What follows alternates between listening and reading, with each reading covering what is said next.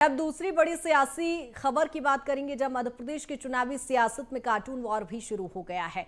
कांग्रेस की लिस्ट जारी नहीं होने पर बीजेपी ने तंज कसा है। बीजेपी ने ट्वीट कर कांग्रेस के खिलाफ कार्टून पोस्टर एक जारी किया है, जिसमें साफ तौर पर यह लिखा गया है कि गुटों में बटी कांग्रेस की परिस्थिति है बड़ी विकट। हर कांग्रेसी हाईकमान से कह रहा है टिकट टिकट। आपको बताते चलें, गुटबाजी की भी बात यहां पर बीजेपी कह रही है और बीजेपी अब कांग्रेस पर तंज कस रही है। बताते चलें कि यहां पर कांग्रेस ने अभी एक भी सूची जारी नहीं की है और इसी को लेकर अब बीजेपी हमलावर है, तंज कसती नजर आ रही है और कार्टून भी बीजेपी ने ट्वीट के माध्यम से तंज कसा है।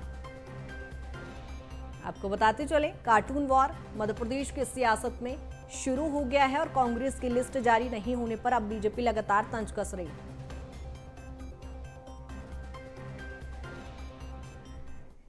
वहीं बीजेपी की कार्टून वॉर पर कांग्रेस ने बीजेपी पर पलटवार किया है। जो पीसी शर्मा ने क्या कुछ कहा है, आपको वो भी सुनवाते हैं।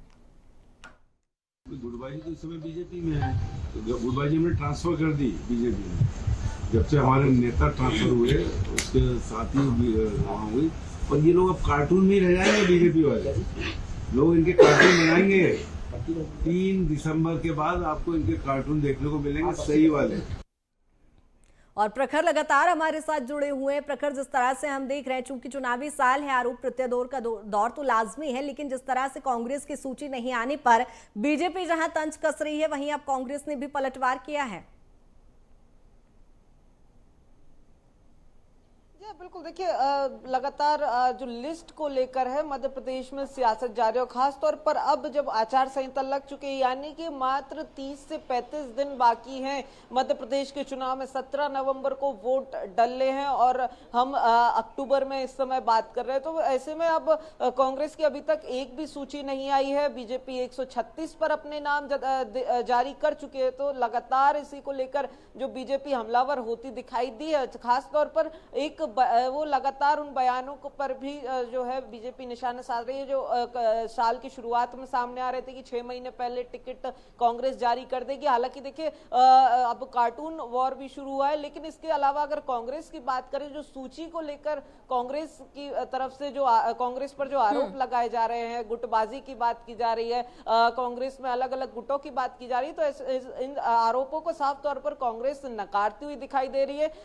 वहीं दूसरी तरफ बीजेपी की जो पिछली सूची यानी चौथी सूची जारी हुई है, जो 57 सीटों पर, उस पर भी कांग्रेस हमलावर हो रही है। तो बिल्कुल सूची पर जो है वार पलटवार लगातार जारी है। कांग्रेस जहां एक तरफ पितृपक्ष में सूची जारी करने की बात कर रही है, बीजेपी कार्टून के जरिए उनकी सूची ना आने पर वार कर रही है। तो ऐसे में हालांकि देखिए कांग्रेस की सूची को लेकर जो है कांग्रेस का साफ कहना है कि एक सीईसी की बैठक आने वाले दिनों में 2 दिवसीय होने जा रही है, जिसके बाद जो है पितृपक्ष के बाद शुभ मुहूर्त की बात कांग्रेस लगातार कह रही है। यानी कि पितृपक्ष के बाद कभी भी 15 तारीख के बाद कभी भी सूची की बात कही जा रही है। तो ऐसे में बिल्कुल, चूंकि देखिए 100 से 150 सीटों पर कांग्रेस अपनी तैयारी कर रही है सूची जारी करने की। तो ऐसे में इस तरीके का जो वार पलटवार है लाजमी है। और एक तरफ ये भी देखना काफी दिलचस्प हो जाता है कृतिका, कि जो स्ट्रेटेजी हमें पिछले चुनावों में बीजेपी की दिखती थी, वो इस बार कांग्रेस की दिखाई पड़ रही है। जो कांग्रेस की दिखाई पड़ती थी सूची को लेकर, वो बीजेपी की दिखाई देती थी।